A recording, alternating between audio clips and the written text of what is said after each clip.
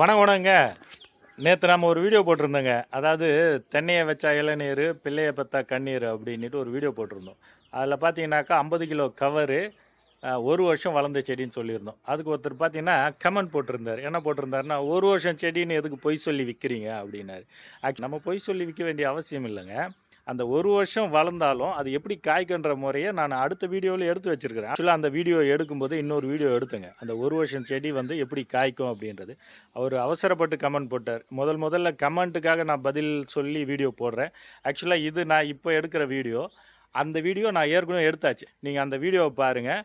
அவர் comment சரியா தப்பான்னு சொல்லுங்கள். அதான் இந்த வீடியோவோட அந்த வீடியோவை கனெக்ட் பண்ணி உங்களுக்காக போடுறேன். பார்த்து தெரிஞ்சுங்க. வணக்கங்க. நம்ம செடிகள் இறக்கிட்டு இருக்கிறோம். நான் ஒரு தென்னங்கண்ணை பற்றி ஒரு விஷயம் சொல்ல போகிறேன் உங்களுக்கு. அதாவது பார்த்தீங்கன்னாக்கா, இந்த பெரிய பெரிய தென்னை மரங்கள் இருக்கு இல்லைங்களா, இது வந்து நீங்கள் வந்து வளர்ந்த மரங்கள், இந்த ஆடு மாடு தொந்தரவு இல்லாமல் இருக்கிறதுக்காகவும் நட்ட உடனே பெரிய மரமாக இருக்கிறதுக்காக தான் நடலாமே தவிர, மற்றபடி இந்த மாதிரி சின்ன செடிகள் நடவு பண்ணுறதுனால, இந்த பெரிய செடிகள் நடவு பண்ணுறதுனால எந்த வித்தியாசமும் இல்லைங்க.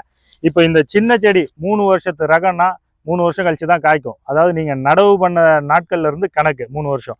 இந்த பெரிய செடியாக நட்டாலும் இது 3 வருஷத்தோட ரகம்னாக்கா 3 வருஷம் கழிச்சு தான் காய்க்கும். நீங்கள் நடவு பண்ணதுலேருந்து 3வது வருஷம் தான் காய்க்கும். சின்னதாக நட்டாலும் நடவு பண்ணதுலேருந்து 3வது வருஷம் தான் காய்க்கும். அதனால ஒரு ரகம், தென்னை ரகம் 3 ஆண்டுகள் கழித்து காய்க்கக்கூடியது, 5 ஆண்டுகள் கழித்து காய்க்கக்கூடிய ரகங்கள், அது நீங்கள் நடவு பண்ண தேதியிலேருந்து அத்தனை நாட்கள் கழிச்சு தாங்க காய்க்கும். நன்றி.